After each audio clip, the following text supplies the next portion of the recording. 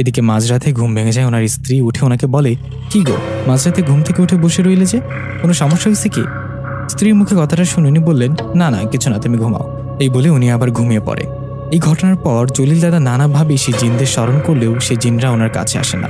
এদিকে এলাকাবাসী তো সমস্যায় পড়লে তার কাছে আসতো, যেহেতু উনি কবিরাজ, কিন্তু জলিল দাদার কাছে তো জিনরা আসে না। এই ঘটনা যদি জানাজানি হয় তাহলে লোকেরা কি বলবে? জলিল দাদার নামডাক কমে যাবে, সবাই খারাপ ভাববে। এইসব ভেবে উনি চিন্তা করেন, আমি তো টুকটাক কবিরাজি বিদ্যা জানি, সেই জিনেরা আমার কাছে আর আসবে না এটাও জানি, আমার অন্য ব্যবস্থা করতে হবে। কথাটা ভেবে উনি ওনার এলাকায় যত কবিরাজ ও তান্ত্রিক আছে তাদের কাছে যান আর কিছু কিছু শিক্ষা নিতে থাকেন। কিন্তু এতে ওনার শিক্ষা ও শক্তি না বাড়ায়। একজন তান্ত্রিকের মাধ্যমে জানতে পারেন ভারতের আসামে একজন বড় তান্ত্রিক আছে, ওনার কাছে শিক্ষা নিতে পারলে কবিরাজি শক্তি বেড়ে যাবে, তখন জিনপরীকেও বশে আনা যাবে। সেই বড় তান্ত্রিকের খোঁজ পেয়ে জলিল দাদা ঠিক করেন সেখানে যাবেন আর তাদের কাছ থেকে শিক্ষা নেবেন। কিন্তু তার পরিবারের লোকেরা কোনোভাবেই তাকে যেতে দিতে রাজি হচ্ছিল না। এদিকে জলিল দাদা নাছোড়বান্দা, তিনি যাবেন মানে যাবেন। উনি কারোর কথা না শুনে রওনা করেন আসামের উদ্দেশ্যে।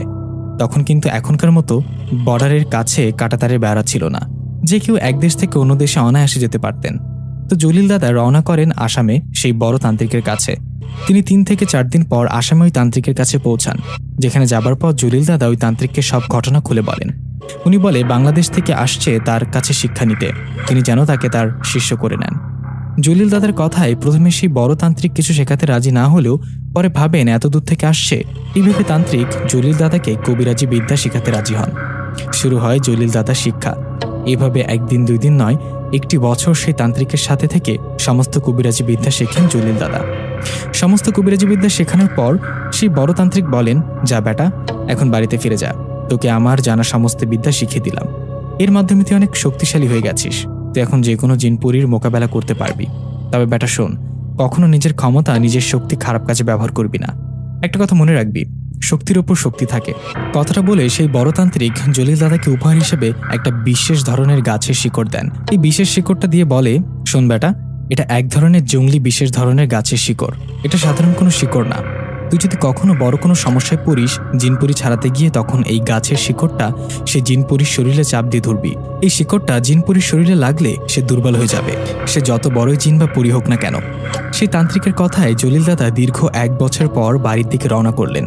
উনি আসাম থেকে রওনা করার 2 থেকে 3 দিন পর বাড়িতে চলে আসলেন। উনি 1 বছর পর বাড়িতে আসায় বাড়ির লোকজন তো ওনাকে দেখে কান্নাকাটি শুরু করেন। 1টি বছর তার কোনো খোঁজ নেই। জলিল দাদার স্ত্রী সন্তানেরা তো ভেবেই নিয়েছিল উনি কখনো ফিরবেন না। উনি যে বেঁচে আছেন না মারা গেছেন এটাও জানতেন না, কারণ তখন এই সময়ের মতো সবার হাতে ফোন ছিল না। যাই হোক, জলিল দাদা বাড়িতে ফেরায় গ্রামবাসী অনেকেই তাকে দেখতে আসে। বাড়ির মধ্যে জলিল দাদা আসায় অনেকেই এসে তাকে জিজ্ঞাসা করে উনি কোথায় ছিলেন বা কি করছিলেন। সবার কথা জবাবে জলিল দাদা বললেন, আমি কবিরাজি শিখতে আসামে গিয়েছিলাম, আমি আগের থেকে অনেক শক্তি নিয়ে ফিরেছি। এখন থেকে আপনাদের জিনপুরি কোনো সমস্যা হলে আমার কাছে আসবেন, আল্লাহর রহমতে আমি চেষ্টা করব ভালো করার।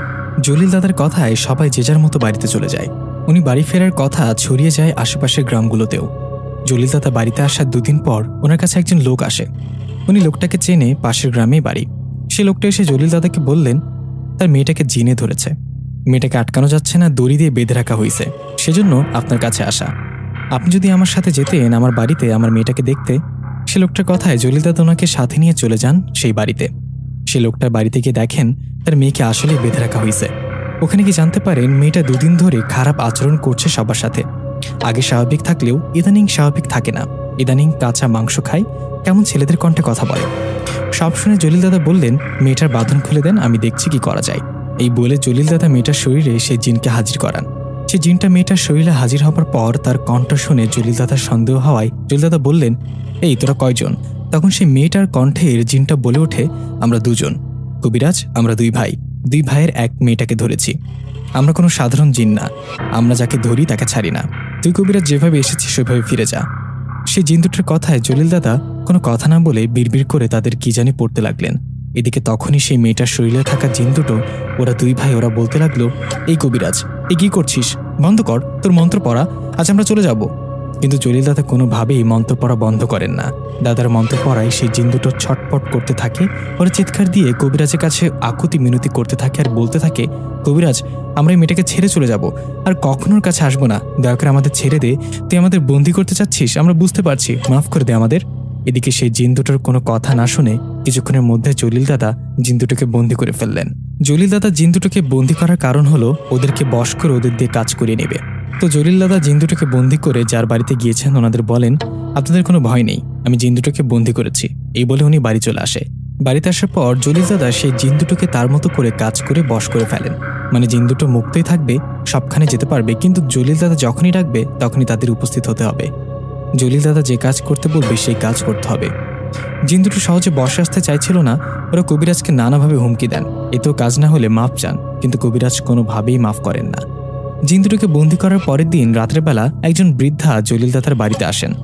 রাত্রেবেলা বৃদ্ধাকে দেখে জলিল দাদা বলেন, আরে আপনি বৃদ্ধ বয়সে রাত্রেবেলা আমার বাড়িতে? জলিল দাদার কথায় সে বৃদ্ধা বলেন, আমার ছেলেটা খুব অসুস্থ, ওকে ডাইনি ভর করেছে। আমি গরিব মানুষ বাবা, শুনলাম তুমি কবিরাজ, তুমি চলো না বাবা, আমার ছোট ছেলেটাকে দেখে এসো। আমি অনেক কষ্টে তোমার কাছে আসছি, তুমি না করো না। সেই বৃদ্ধার অনুরোধে জলিল দাদার মন গলে যায়। জলিল দাদা বৃদ্ধাকে বলেন, আপনি একটু দাঁড়ান, আমি রেডি হয়ে আসছি। কথাটা বলে জলিল দাদা কিছুক্ষণের মধ্যে রেডি হয়ে হাতে একটা হারিকেন নিয়ে সেই বৃদ্ধার সাথে রওনা করলেন তার বাড়ির দিকে। অন্ধকার রাত, জলিল দাদা হাঁটছেন আর বৃদ্ধ মহিলার সাথে কথা বলছেন। এভাবে বেশ কিছু দূর হাঁটার পর একটা বাঁশঝাড়ের কাছে এসে জলিল দাদা পেছনে তাকিয়ে দেখলেন সে বৃদ্ধটি পেছনে নেই। বৃদ্ধাকে পেছনে না দেখে জলিল দাদা এদিক সেদিক তাকাতেই সামনে থেকে সে বৃদ্ধা বলে উঠলেন, জলিল আমি এদিকে।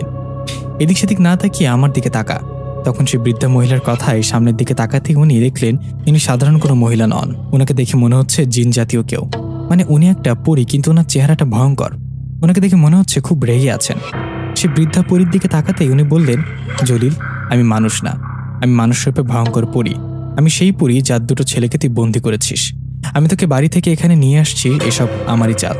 সে পরীর কথায় জলিল দাদা হাসতে হাসতে বললেন, পরী নিজেকে চালাস ভাবিস না, আর আমাকে হয়তো দুর্বল কবিরাজ ভাবিস না। আমি প্রথমে বুঝেছিলাম তুই একটা পরী। আমি বাড়িতে তোর সাথে ঝামেলা করলে আমার স্ত্রী সন্তানরা ভয় পেতেন, তাই ইচ্ছে করে তোর সাথে আসছি, দেখি তুই আমার কি করতে পারিস। দাদার কথায় পরী বললেন, কবিরাজ বেশি সাহস দেখাবি না বললাম, তুই আমার ছেলেদের মুক্ত করবি কিনা বল, নাহলে তোকে কোনোভাবেই ছাড়বো না, মেরে ফেলবো। পরীর কথায় জলিল দাদা বললেন, তোর ছেলে আমার কাছে বন্দি, কোথায় অনুরোধ করবি তা না, ভয় দেখাচ্ছিস, দাঁড়া। এই বলে উনি সেই পরীকেও মুহূর্তে বন্দি করে ফেললেন। নিজের ছেলেদের মুক্ত করতে সেই পরী নিজেই বন্ধ হয়ে গেলেন। পরীকে বন্ধ করায় তার দুই ছেলে জলিল দাদাকে বললেন, আমার মাকে আপনি ছেড়ে দেন, আমাদের বন্দি করিয়ে কাজ করে নেবেন মানলাম, কিন্তু মা তো বৃদ্ধা, আমার ছেলে ওনাকে কষ্ট থাকতে দেখব কিভাবে, আপনি দয়া করে ওনাকে ছেড়ে দেন। সে জিন দুটোর অনুরোধে জলিল দাদা পরীকে মুক্ত করেন আর বলেন, শোন পরী, আমি তো ছেলেদের আমি বন্দি করেছি, মেরে তো ফেলিনি, আমি ওদের দিয়ে কাজ করাবো, আর কখনো যদি আমার মনে হয় ওদের মুক্ত করে দেয়ার তখন মুক্ত করব। এখন চলে যা, আমার কাছে আর আসবি না কখনো। জলিল দাদার কথায় পরী সেখান থেকে চলে যায়। পরী চলে যাবার পর জলিল দাদাও চলে যান বাড়িতে। ভয়ঙ্কর পরী চলে যাবার পর জলিল দাদাও চলে যান বাড়িতে। উনি বাড়িতে গিয়ে ঘুমিয়ে পড়েন। জলিল দাদার সাথে এখন দুটো জিন থাকে, তাদের দিয়ে উনি জিন পরী ছাড়ানোর কাজ করিয়ে নেন। এভাবে চলতে থাকে দিন। একদিন দূর থেকে দুজন লোক আসে জলিল দাদার কাছে। ওনারা স্বামী স্ত্রী। ওনারা আসায় জলিল দাদা বলেন, আসসালামু আলাইকুম, আপনারা কে? আমার কাছে কি আপনারা আসছেন? দাদার কথায় ওনারা বললেন, হ্যাঁ, আপনি তো জলিল কবিরাজ তাই না? আমরা অনেক দূর থেকে আসছি কবিরাজ সাহেব, অনেক খুঁজে আপনার বাড়িতে আসছি। ওনাদের কথায় জলিল দাদা বলেন, বসেন আপনারা, আর আমাকে বলেন সমস্যা কি, কার সাথে সমস্যা হচ্ছে। জলিল দাদার কথায় ওনারা বললেন, এই যে আমার কোলে আমার ছোট ছেলেটাকে দেখছেন, এর সমস্যা এই ছেলেটাকে জানি কি ধরেছে, আমাদের মনে হয় ওকে পরী ধরেছে। আপনি ওকে দেখেন অথবা আমাদের বাড়িতে গেলে বুঝতে পারবেন। ওনাদের কথায় জলিল দাদা সেই বাচ্চাটির দিকে তাকায়। বাচ্চাটি ততটা বড় না, 4-5 বছরের ছেলে। দাদা ওনাদের বললেন, আপনারা বাইরে একটু অপেক্ষা করুন, আমি রুমে গিয়ে একটু পর আসছি। কথাটা বলে উনি রুমে গিয়ে তার সাথে থাকা দুটো জিনকে বাইরে থাকা সে বাচ্চাটির খোঁজ নিতে বলেন। দাদার কথায় সেই জিনটা দুটো চলে যায় আর কিছুক্ষণ পর ফিরে এসে বললেন, এই ছোট ছেলেটাকে পরী ধরেছে, পরীটা খুব বেশি শক্তিশালী, আপনি দেখেন ওদের বাড়িতে গিয়ে পরীকে হাজির করে কিছু করতে পারেন কিনা। জিনদের কথায় জলিল দাদা রুম থেকে বাইরে এসে বাইরে থাকা সেই লোক ও তার স্ত্রীকে বললেন, হ্যাঁ, আপনাদের ধারণাই ঠিক, আপনাদের ছোট ছেলেটাকে পরী ধরেছে। আপনারা একটা কাজ করুন, আপনারা আপনাদের ঠিকানা আমাকে দিয়ে যান, আমি কাল যাব আপনাদের বাড়িতে। দাদার কথায় ওনারা রাজি হয়ে ঠিকানা দিয়ে চলে যান। এদিকে কথা মতো পরের দিন জলিল দাদাও চলে যায় গতকাল আসা সেই লোকটার বাড়িতে। সেখানে আস্তে আস্তে প্রায় সন্ধ্যা হয়ে যায়। জলিল দাদা ওনাদের বাড়িতে এসে বাড়ির চারপাশটা ভালো করে ঘুরে দেখেন আর রুমে গিয়ে বাচ্চাটিকে ধরা সেই পরীকে হাজির করার চেষ্টা করেন, কিন্তু পরী কোনোভাবেই হাজির হন না। দীর্ঘ 2 ঘন্টা চেষ্টার পর জলিল দাদা ব্যর্থ হন পরীকে হাজির করায়। পরীকে হাজির করায় ব্যর্থ হওয়ায় জলিল দাদা বলেন, আজকের সমস্যার জন্য পরী হাজির হচ্ছে না, আমি আজকে রাতে আর বাড়িতে ফিরবো না। আপনারা আমাকে আজকের রাতটা আপনাদের বাড়িতে থাকার ব্যবস্থা করে দেন, আমি কালকে আবার চেষ্টা করব পরীকে হাজির করার। দাদার কথায় ওনারা দাদাকে থাকার জন্য রুম ঠিক করে দেয়, রাতের খাবার খেতে দেন। সেখানে খাবার শেষে দাদা ঘুমিয়ে পড়েন। পরের দিন যথারীতি উনি আবারও সেই পরীকে হাজির করার চেষ্টা করেন। আজ উনি একটা রুমে সেই বাচ্চাটিকে নিয়ে গভীরভাবে মন্ত্র পড়ে পরীকে হাজির করার চেষ্টা করেন, আর তিনি সফল হন। আজ পরী হাজির হয়। মনে হচ্ছে একটা কালো ছায়া এসে দাঁড়িয়ে আছে। দাদা কালো ছায়াটাকে দেখে বুঝেন এটাই পরী। পরী হাজির হবার পর জলিল দাদা জিজ্ঞাসা করেন, কে আপনি? আপনি এই বাচ্চাটিকে কেন জ্বালাতন করছেন? কেন এর পিছু নিচ্ছেন? দাদার কথায় সেই পরী বলে, প্রতিশোধ নিতে। আমি তো এই বাচ্চার কোনো ক্ষতি করতে চাইনি। আমার এক ছেলে এক মেয়ে, ছেলেটা বড়, মেয়েটা ছোট। আমার ছোট মেয়েটা এই যে এনাদের ছোট ছেলেটার সাথে খেলা করত। এই বিষয়টা ওনারা জেনে যায়। এক রাতে আমার মেয়েটা ও ওনার ছেলেটা খেলা করছিল, তখন সেই লোকটা লাঠি দিয়ে আমার ছোট ছেলেটাকে মারে, আঘাত করে। আপনি বলুন, এত ছোট বাচ্চাকে কি এভাবে মারা ঠিক? সে জিনের বাচ্চা বা মানুষের বাচ্চা হোক। আমার বাচ্চাটাকে আঘাত করার ফলে আমি ওনার ছোট বাচ্চাটার শরীরে ভর করি। ওরা আমার বাচ্চাকে আঘাত করায়, আমি ওদের সহ ওদের বাচ্চাকেও শাস্তি দেব। পরী কথায় জলিল দাদা বললেন, না, এটা করা যাবে না। ওনারা না বুঝে আপনার ছেলেকে আঘাত করেছে, ওদের মাফ করে দিন আর চলে যান। কিন্তু পরী কোনোভাবেই যেতে রাজি হন না। এভাবে দাদার সাথে বেশ কিছুক্ষণ তর্কাতর্কির ফলে দাদা তার সাথে করে নিয়ে যাওয়া জমজমের পানি সেই পরীর কালো ছায়ার উপর ছিটে দিতে পরী একটা চিৎকার দেন আর তার আসল রূপে চলে আসেন। পরী তার আসল রূপে আসায় জলিল দাদা হা হয়ে পরীর দিকে তাকিয়ে থাকেন, কারণ পরী ছিল অসম্ভব সুন্দরী। এতটা সুন্দরী যে দাদা চোখ সরাতে পারছেন না। দাদা এক দৃষ্টিতে তাকিয়ে থাকে। এই সুযোগে পরী সেখান থেকে পালিয়ে যায়। পরী চলে যাবার পর জলিল দাদা ওনাদের বলেন, আপনাদের ভয় নেই, পরী আর আপনাদের ছোট ছেলেটাকে কিছু করতে পারবে না। পরী যা করার আমি করব। এই বলে বাড়িতে চলে যান জলিল দাদা। উনি বাড়িতে যাবার পর পরীর কথা ভুলতে পারেন না। বারবার যেন তার মুখটা চোখের সামনে ভেসে ওঠে। এক কথা বলতে গেলে জলিল দাদা পরীর প্রেমে পড়ে যায়। পরীর কথা ভুলতে না পারায় দাদার সাথে থাকা জিন দুটোকে বলেন, তোমরা যাও ওই পরীর বিষয়ে খোঁজ নিয়ে আমাকে জানাও। পরী কোন গোত্রের জিন, কোথায় থাকে, ওর পারিবারিক অবস্থা কি, সব আমাকে জানাও। দাদার কথায় সেই জিন দুটো পরীর বিষয়ে খোঁজ নিতে যান আর কিছুক্ষণ পর ফিরে আসেন। সেই জিন দুটো পরীর খোঁজ নিয়ে এসে জলিল দাদাকে বলেন, আমরা পরীর বিষয়ে খোঁজ নিয়ে আসলাম। পরী মারিদ সম্প্রদায়ের জিন। পরী বিবাহিত, ওর একটা ছেলে ও একটা মেয়ে বাচ্চা আছে। আর পরীর মা বাবা বেঁচে নেই, এমনকি ওনার স্বামীও বেঁচে নেই, মারা গেছে। জিন দুটোর কথায় জলিল দাদা বললেন, আরে বাহ, ভালো খবর। পরীর স্বামী নেই মানে শুনে ভালো লাগলো। আচ্ছা, তোমাদের একটা কাজ করতে হবে। আমি চাই সেই পরীকে বন্দি করতে, আমার বশে আনতে, কারণ ওকে আমার ভালো লেগেছে। দাদার কথায় সেই জিন দুটো বললেন, কবিরাজ সাহেব, এটা সম্ভব না।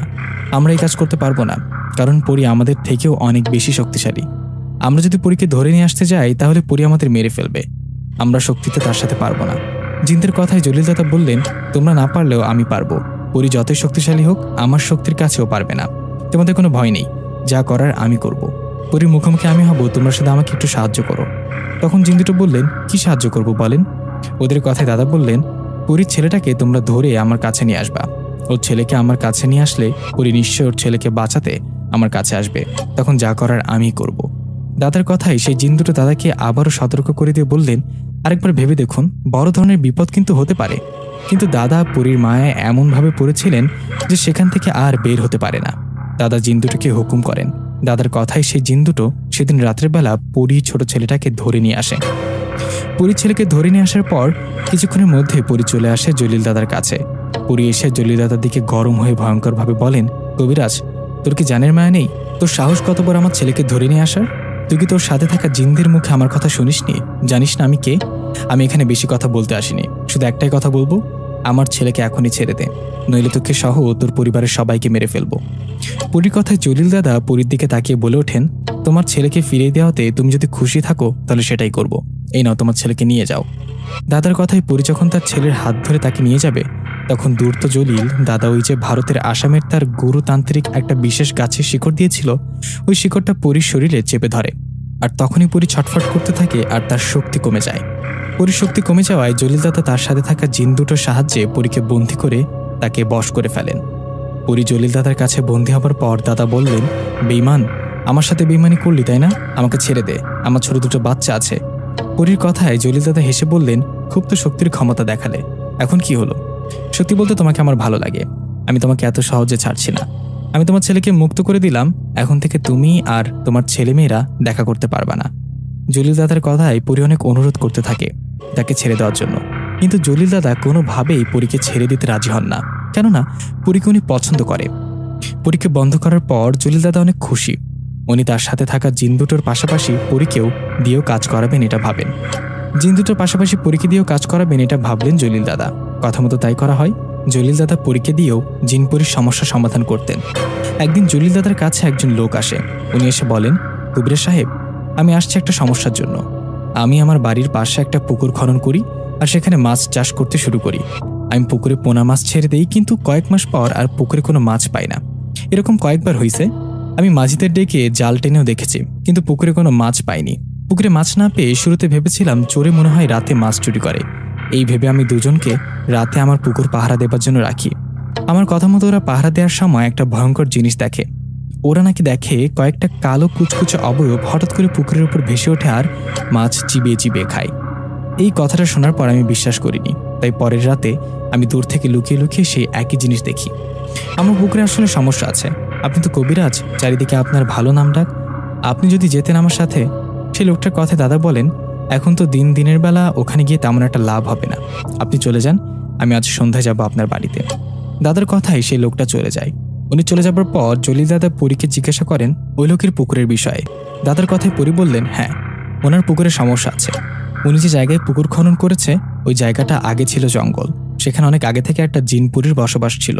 ওদের থাকার জায়গায় পুকুর খনন করায় ওরা সেই পুকুরে থাকে আর মাছ ধরে ধরে খায়। পরীর কথা দাদা বলেন, তো এখন কি করব? আমি তো ওনাকে কথা দিলাম সন্ধ্যায় যাবো ওদের বাড়িতে। আপনি যাবেন যান, আপনি গিয়ে হয়তো ওই জিন পরিবারকে সেই পুকুর থেকে তাড়িয়ে দিবেন আমার সাহায্যে। এতেও আমার কোনো সমস্যা নেই, কিন্তু সমস্যা হতে পারে আপনার, কারণ ওই জিন পরিবারকে সেখান থেকে তাড়ানোর ফলে ওরা আপনার উপর রেগে থাকবে আর যে কোনো সময় কিছু একটা করে ফেলবে। পরীর কথা দাদা বললেন, আমার কি করে সেটা পরে দেখা যাবে, আগে সমস্যার সমাধান করি। যাই হোক, সেদিন সন্ধ্যাবেলা জলিল দাদা ওই লোকটার বাড়িতে যান। ওখানে যাবার পর পুকুরটার চারপাশে ঘুরেও দেখেন। জলিল দাদা যখন পুকুরের চারিদিকে ঘুরছিলেন তখন ওনার মনে হচ্ছিল পুকুর থেকে অদৃশ্যভাবে কেউ যেন ওনার দিকে তাকিয়ে আছে। দাদা এইসব নজরে না নিয়ে সেই লোকের বাড়িতে গিয়ে পুকুরে থাকা সেই জিন পরিবারকে হাজির করেন। সেই জিনদের হাজির করার পর ওরা বলে, আমরা এই জায়গায় থাকি অনেক বছর ধরে, আমি এই জায়গা ছেড়ে কোথাও যেতে পারবো না। ওদের কথায় জলিল দাদা পরীর সাহায্যে ওদের ইচ্ছের বিরুদ্ধে সেই পুকুর থেকে তাড়িয়ে দেন। নিজের ইচ্ছের বিরুদ্ধে জোরপূর্বক পুকুরটা ছেড়ে যাওয়ার সময় সেই জিন পরিবারের সবাই জলিল দাদাকে বলেন, কবিরাজ, আমাদের জোর করে তাড়ালি, তোকে আমরা দেখে নেব। কথাটা বলে ওরা চলে যায় সেই পুকুর ছেড়ে। জিনগুলো চলে যাওয়ার পর সেই লোকের বাড়ি থেকে জলিল দাদা নিজের বাড়ির দিকে রওনা করেন। বাড়ি থেকে আসার সময় দাদা সেই পরীকে বলেন, আচ্ছা পরী, তোমার নাম কি? দাদার কথা সেই পরী বলে, আমার নাম মরিয়ম।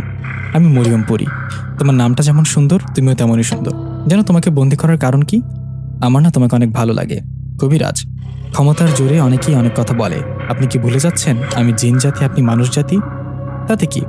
আমার তোমাকে ভালো লাগে এটা বললে কি অন্যায়? আমাকে বন্দি করে রাখাটা অন্যায়। এখনো সময় আছে, আমাকে ছেড়ে দিন। আমার ছোট দুটো সন্তান আছে, ওরা আমাকে ছাড়া কিভাবে থাকবে বলেন?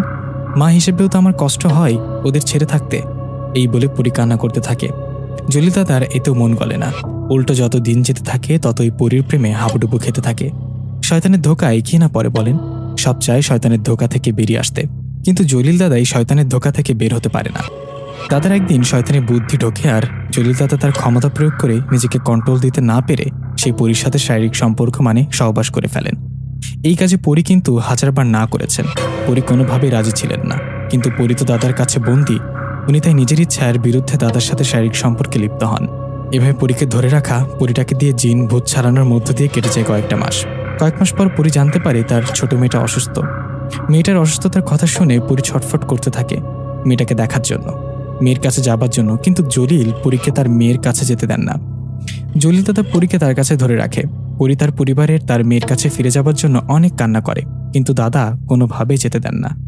এভাবে আরও কয়েকটা দিন চলে যাওয়ার পর পরী জানতে পারেন তার ছোট মেয়েটা মারা গেছে। মেয়ে মারা যাবার কথা শুনে মরিয়ম পরী তো পাগলের মতো হয়ে যায়, অনেক কান্না করতে থাকে। এটা দেখে জলিল দাদা পরীকে বলে তার মেয়ের কাছে যাওয়ার অনুমতি দেন, কিন্তু একবারের জন্যও না। মেয়ে মারা গেছে ওকে দেখে ওর জানাজা শেষে আবার আসতে হবে এরকম একটা শর্তে পরীকে যেতে দেন। ছোট মেয়ের মৃত লাশটা দেখে পরী চলে যায় তার মেয়ের কাছে আর মৃত মেয়েটাকে জড়িয়ে ধরে অনেক কান্না করতে থাকে। যখন মা বাবা মারা যায় তখন কষ্ট হলেও একটু মেনে নেওয়া যায়, কেননা ওনারা বড়, সবাইকে একদিন মরতে হবে। কিন্তু নিজের সন্তানের লাশ দেখে কেউ বা মানতে পারে না। সন্তান হারানোর কষ্ট সেই বুঝে যে তাকে হারিয়েছে। যাই হোক, পরীর মেয়ে মারা যাবার পরদিন পরী আবারও জলিল দাদার কাছে ফেরত আসে। পরীর ভীষণ মন খারাপ ছিল। এদিকে পরীর মন খারাপ অবস্থায় জলিল দাদা পরীকে বলেন, পরী চলো, এক জায়গায় যেতে হবে, একজনের বাড়িতে। ওনার যুবতী মেয়েটাকে নাকি কোনো জিনে ধরেছে, ওখানে গেলে বুঝতে পারবো। দাদার কথায় পরী যেতে চান না, কেননা তার মনটা ছিল ভীষণ খারাপ, কিন্তু দাদা নাছরবান্দা পরীকে নিয়েই যাবে। দাদার জোরাজুরিতে উনি চলে গেলেন সেই বাড়িতে। সেই বাড়িতে যাবার পর জলিল দাদা দেখলেন যুবতী একটা মেয়ে উঠোনে বসে ওকে দুজন ধরে রেখেছে। জলিল দাদা সেখানে গিয়ে বুঝতে পারেন এই মেয়েটাকে জিনে ধরেছে। দাদা সেখানে যাবার পর মেয়েটার চারিদিকে একটা গোলবৃত্ত আঁকেন আর সে জিনকে হাজির করার জন্য দোয়া কালাম পড়তে শুরু করেন। এর বেশ কিছুক্ষণ পর সেই মেয়েটার শরীর থেকে সে জিনটা হাজির হয়। জিনটা হাজির হওয়ার পর সাথে সাথে জলিল দাদা বলেন, তুই কে, কোথা থেকে আসছিস? এটা জানতে চাই না, শুধু একটা কথা বলতে চাই, এই মেয়ের কাছে আসা বন্ধ কর, চলে যা এখান থেকে। দাদার কথা জিনটা বললেন, না যাব না, কি করবি?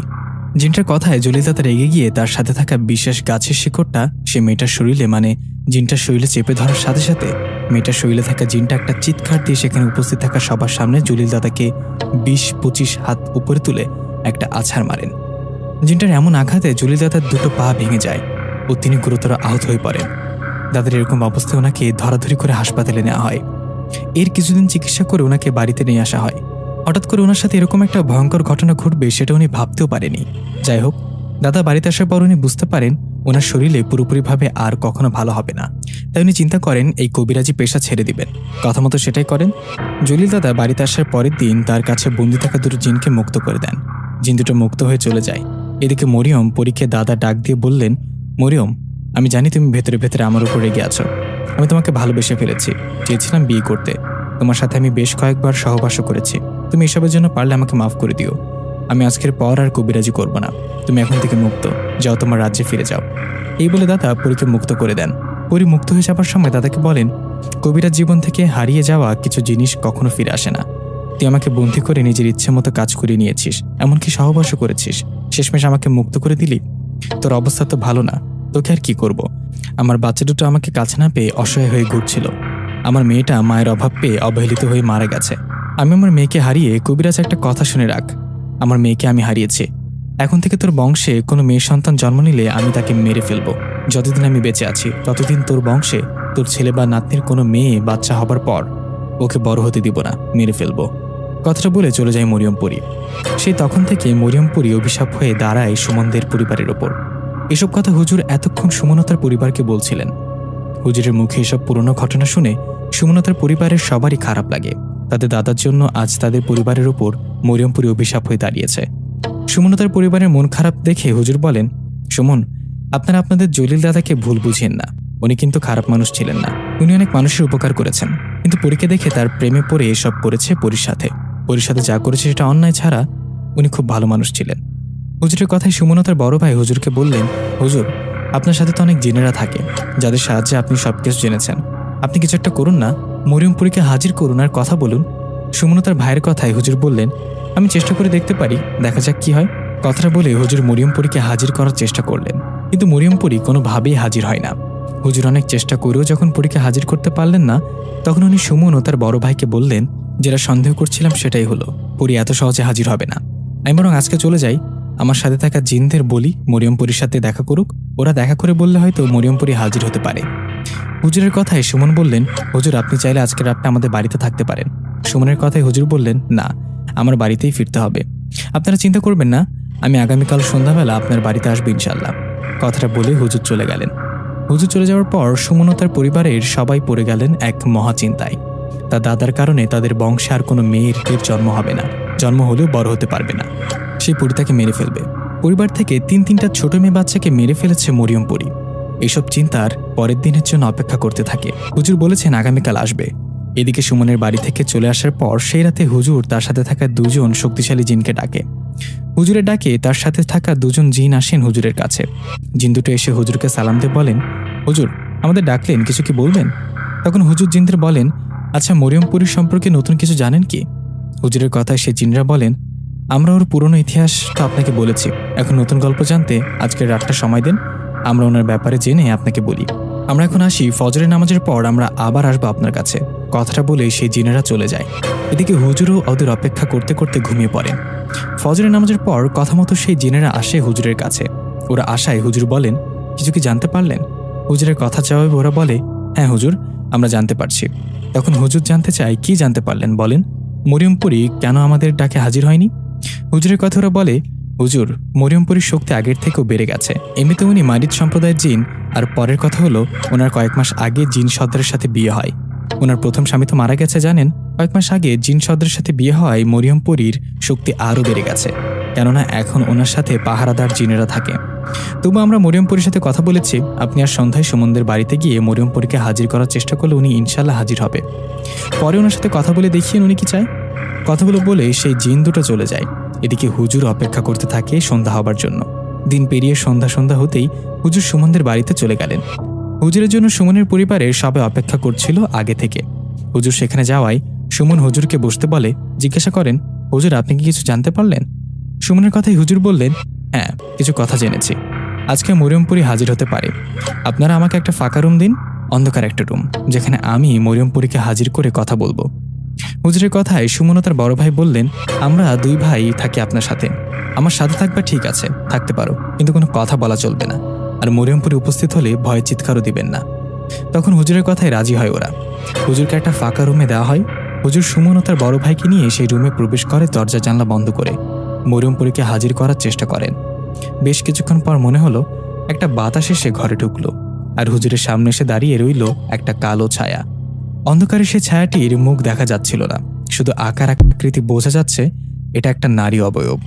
মরিয়মপুরী উপস্থিত হয়ে হুজুরকে একটা সালাম দিলেন। হুজুর সালামের উত্তর দিয়ে বললেন, কেমন আছেন আপনি?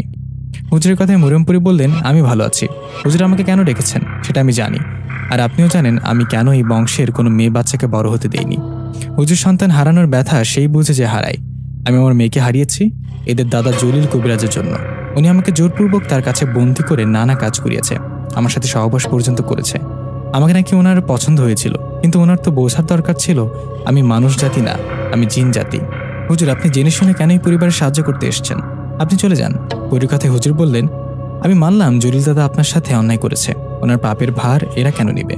একজন মানুষের অন্যায়ের জন্য আপনি এদের সন্তানদের মেরে ফেলে কি নিজে অন্যায় করছেন না? আপনি এদের মাফ করে দিন। হুজুরের কথায় পরি বললেন, আমি আমার প্রতিজ্ঞা থেকে একটু নড়ব না। আমার মেয়ে হারানোর কষ্ট আজও ভুলতে পারিনি। কথাটা বলে মরিয়মপুরী সেখান থেকে চলে গেলেন। মরিয়মপুরী সেখান থেকে চলে যাওয়ার পর হুজুর সুমন ও তার বড় ভাইকে বললেন, আপনাদের আর কি বলবো? পরি কি বলল সেটা তো নিজেই শুনলেন। আমি পরির ব্যাপারে কালকে খোঁজ নিয়েছিলাম। আমার সাথে থাকা জিনেরা বলেছে মরিয়মপুরীর বিয়ে হয়েছে একজন জিন সর্দারের সাথে। এতে ওনার শক্তি বেড়ে গেছে। পরি এখনও আপনাদের পরিবারের ওপর রেগে আছে। আপনারা চিন্তা করবেন না, আমি আপনাদের বাড়িটা বন্ধ করে দিয়ে যাচ্ছি। আশা করি পরি কোনো সমস্যা করবে না। কথাটা বলে হুজুর সুমনদের বাড়িটা বন্ধ করে চলে যান। হুজুর চলে যাওয়ার সময় সুমনকে বলে যান এরপর থেকে কোনো সমস্যা হলে তাকে জানাতে। এই বলে চলে যায় হুজুর। উনি চলে যাওয়ার পর সুমন ও তার পরিবার চিন্তায় দিন কাটাতে থাকে। এইভাবে চলতে থাকে দিন। আগের মতো এখন আর রাতের বেলা পরীর কান্না শোনা যায় না। আস্তে আস্তে সুমন ও তার পরিবার মরিয়ম পরীর কথা ভুলে যেতে থাকে। এভাবে কেটে যায় বছর। 1 বছর পর আল্লাহর রহমতে সুমনের বউয়ের পেটে বাচ্চা আসে। একটি বাচ্চাকে হারিয়ে ওরা অনেক ভেঙে পড়েছিল। আজ 1 বছর পর তাদের বাচ্চা আসায় দুজনে বেশ খুশি। সুমন তার বউয়ের অনেক যত্ন নিতেন। সুমনের বউ সাবধানে চলাফেরা করত। এভাবে কেটে যায় আরো কয়েক মাস পর সুমন আবারও বাবা হন, কিন্তু সুমনের পরিবারের কেউ খুশি হন না, উল্টো মন খারাপ করে ফেলেন। কেননা সুমনের বউয়ের আবারও মেয়ে বাচ্চা হয়েছে। মেয়ে বাচ্চা হওয়ায় তাদের মন খারাপ না, তাদের মন খারাপ হয় এটা ভেবে যে মেয়ে বাচ্চার জন্ম হওয়ার পরে আবার অভিশাপ হয়ে আসবে মরিয়মপুরী। এই পরিবারের আগের 3টা মেয়ে বাচ্চার মতো এই বাচ্চাটিকে হয়তো মেরে ফেলবে মরিয়মপুরী। চিন্তায় দিন কাটাতে থাকে সুমনের পরিবার। দেখতে দেখতে কেটে যায় 4-5টি মাস। এই 4-5 মাসে সুমনের ছোট মেয়েটা একটু বড় হওয়ায় পরিবারের উপর নেমে আসে পুরনো সেই অভিশাপ। সুমন ও তার পরিবারের সবাই রাতের বেলা আবারও মায়াকান্না শুনতে পেত। এই মায়াকান্না নিশ্চয়ই মরিয়মপুরীর। পরিবারের উপর আবারও মরিয়মপুরীর আবির্ভাব হওয়ায় সুমন সেই হুজুরের কাছে চলে গিয়ে ওনাকে সব খুলে বলে। সব শুনে হুজুর সুমনদের বাড়িতে আসে আর আবারও পুরো বাড়িটা বন্ধ করে দেন। বাড়িটা বন্ধ করার পরের দিন থেকে আবারও সব স্বাভাবিক হয়ে ওঠে। রাতের বেলা কেউই আর মায়াকান্না শুনতে পেতেন না। এভাবে কেটে যায় আরো কয়েকটি মাস। এদিকে সুমনের ছোট মেয়েটার বয়স এসে দাঁড়ায় 1 বছরে। একদিন দিনের বেলা সুমন কাজের জন্য বাইরে যায়। এদিকে সুমনের বউ তার মেয়েটাকে রুমে ঘুম পাড়িয়ে বাইরে কাজ করছিলেন। এর ঠিক কিছুক্ষণ পর সুমনের বউ সুমনদের ঘরে গিয়ে দেখে বাচ্চাটি ঘরে নেই। কিছুক্ষণ আগে ঘুম পাড়িয়ে রাখা বাচ্চাটি কোথায় গেল এই ভেবে সুমনের বউ খুঁজতে থাকে। বাড়ির সবাইকে জানানো হয়, সবাই মিলে খুঁজতে থাকে, কিন্তু সেই ছোট মেয়েটাকে কোথাও পাওয়া যায় না। কিছুক্ষণের মধ্যে সুমনের কানে খবরটা পৌঁছায়। সুমনও তাড়াতাড়ি করে বাড়িতে আসে আর আশেপাশে ভালো করে খুঁজতে থাকে, কিন্তু তার মেয়েটাকে কোথাও পাওয়া যায় না। দিনের বেলা এরকম ঘটনা ঘটবে কেউ বুঝতে পারেনি। মেয়ে হারিয়ে যাওয়ায় সুমন বুঝতে পারে সমস্যা অন্য কোথাও। এটা কোনো স্বাভাবিক বিষয় না। সুমন আর দেরি না করে সোজা চলে যায় সেই হুজুরের কাছে। সুমন হুজুরের কাছে যাওয়ায় হুজুর সুমনকে অবাক করে দিয়ে বলে, কি মেয়েকে হারিয়ে ফেলেছেন বুঝি? হুজুরের কথায় সুমন অবাক হয়ে জিজ্ঞাসা করে, হ্যাঁ হুজুর। আপনি জানেন কিভাবে? তখন হুজুর বলেন, আমি আমার সাথে থাকা জিনদের মাধ্যমে জেনেছি। আমার সাথে থাকা জিনটা আপনার বাড়িটা পাহারা দিত। সে একটা কাজে আপনার বাড়ি থেকে দূরে আসায় মরিয়মপুরী আপনার মেয়েকে নিয়ে গেছে। হুজুরের কথায় সুমন কান্না করতে করতে বললেন, হুজুর আমার মেয়ে আগেও একটা মেয়েকে হারিয়েছে, আমার বড় ভাই দুটো মেয়েকে হারিয়েছে। আমরা কি এখন এই পুরীর হাত থেকে রেহাই পাবো না? সুমনকে কান্না করতে দেখে হুজুর বললেন, আপনি কাঁদবেন না, মরিয়মপুরী যা করছে সেটা অন্যায়। আমি এর একটা ব্যবস্থা করছি। আমার একজন বন্ধু আছে, সে একজন মাদ্রাসার শিক্ষক। ও কিন্তু কবিরাজি করে না, কিন্তু ওর সাথে একজন শক্তিধারী জিনের বন্ধুত্বরত আছে। ওই জিনটাই তার শিক্ষক। ওই জিনের বয়স 1000 বছরের বেশি।